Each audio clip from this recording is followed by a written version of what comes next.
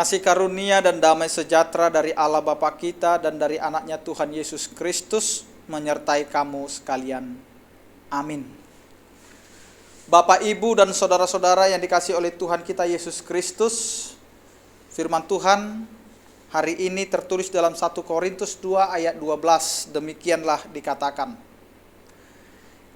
kita tidak menerima roh dunia, tetapi roh yang berasal dari Allah, supaya kita tahu apa yang dikaruniakan Allah kepada kita. Demikian firman Tuhan. Roh yang dikaruniakan Allah kepada kita. Banyak hal dalam hidup kekristenan, banyak hal dalam hidup orang percaya yang tidak dapat dipahami, yang tidak dapat kita mengerti. Banyak orang-orang di dunia ini yang tidak memahami apa yang dirancangkan oleh Allah dalam kehidupannya. Karena pekerjaan Tuhan tidak bisa diukur, tidak bisa dinilai secara logika manusia. Salah satu contoh adalah karunia-karunia rohani. Dan karena kami menafsirkan hal-hal rohani kepada mereka yang mempunyai roh, kami berkata-kata tentang karunia-karunia Allah dengan perkataan yang bukan diajarkan kepada kami oleh hikmat manusia, tetapi oleh roh. Tetapi manusia duniawi tidak menerima apa yang berasal dari roh Allah, karena hal itu baginya adalah suatu kebodohan, dan ia tidak dapat memahaminya, sebab hal itu hanya dapat dinilai secara rohani. Bapak, Ibu, dan saudara-saudara yang dikasihi oleh Tuhan kita Yesus Kristus, apa yang Tuhan rencanakan tidak bisa kita pahami 100%. Karena itu apa yang berasal dari Allah itu selalu membuat suatu teka-teki, sehingga kita selalu mencari apa yang sebenarnya yang Tuhan ingin lakukan dalam kehidupan kita. Sehingga kita sering memahami dan sering menafsirkan bahwa suatu misteri Allah itu bukanlah untuk dilogikakan dengan pikiran kita atau ilmu pengetahuan kita, tetapi dengan rohani kita, dengan iman kita. Mari kita ikuti, mari kita pahami. Bagi kita yang telah menerima karunia-karunia Roh Kudus dari Tuhan, kita telah menerima perlengkapan pribadi yang tidak dapat dijelaskan secara akal manusia. Namun peristiwa yang jelas mendatangkan perubahan hidup itu sebenarnya yang harus kita ikuti.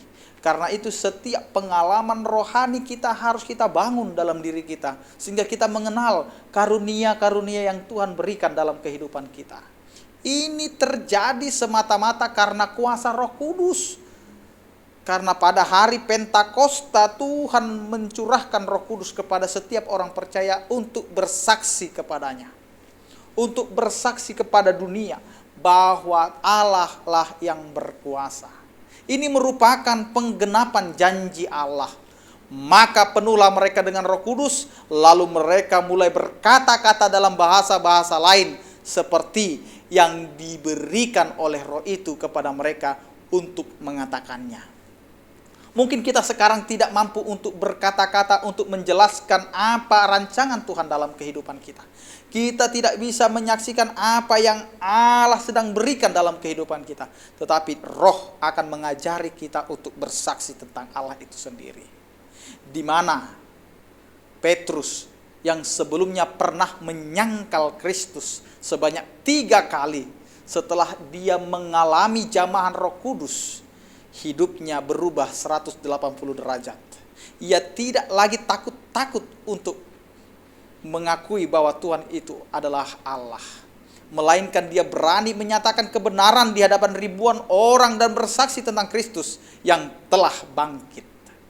Bapak, Ibu, dan saudara-saudara yang dikasihi oleh Tuhan kita Yesus Kristus, peristiwa di ruang atas di Yerusalem benar-benar telah membawa perubahan besar dalam diri pengikut Kristus. Mereka mengalir dalam arus sungai Roh Kudus, Roh Tuhan yang penuh kuasa dari tempat yang maha tinggi. Sampai detik hari ini Roh Kudus masih dicurahkan dan tidak akan pernah tertutup aliran kuasanya bagi setiap orang yang percaya, yang sudah mengalami kehidupan baru. Kekuatan kuasa Roh Kudus inilah yang sanggup mengubah dan menguatkan hidup orang percaya. Karena di dalam 1 Yohanes 4 ayat 4 dikatakan, sebab roh yang ada di dalam kamu lebih besar daripada roh yang ada di dalam dunia. Karena itu kita tidak perlu takut untuk menjalani kehidupan kita. Karena itu mari kita tunjukkan sebagai orang percaya apa yang telah berubah dalam kehidupan kita.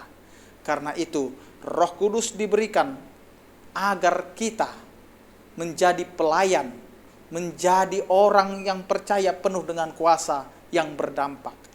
Tanpa dampak kita tidak menjadi apa-apa. Karena itu terimalah roh yang dari Allah, bukan roh dari dunia. Karena itu apa yang sudah Tuhan karuniakan dalam kehidupan kita, itulah menjadi kekuatan untuk kita menjalani kehidupan kita. Amin. Kita berdoa.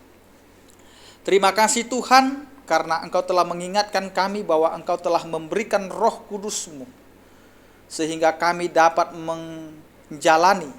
menjalani hari-hari kami, menjalani kehidupan kami, bukan menerima roh dunia, tetapi kami telah menerima roh yang berasal dari Allah, sehingga kami memahami dan mengenal karunia yang Tuhan telah berikan dalam kehidupan kami, sehingga kami Engkau utus Tuhan untuk menjadi saksi-Mu di tengah-tengah dunia ini, sehingga kami Engkau karuniakan roh kebaikan, roh kebenaran, roh keberanian, sehingga kami tidak lagi takut-takut untuk menyatakan bahwa Engkau adalah Allah yang berkuasa.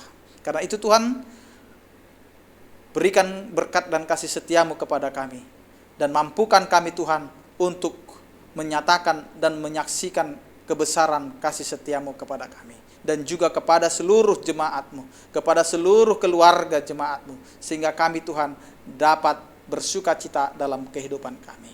Terima kasih Tuhan, hanya di dalam nama anak-Mu Tuhan Yesus Kristus kami berdoa. Anugerah Tuhan kita Yesus Kristus, kasih setia daripada Allah Bapa, dan persekutuan Roh Kudus itulah yang menyertai kamu sekalian. Amin.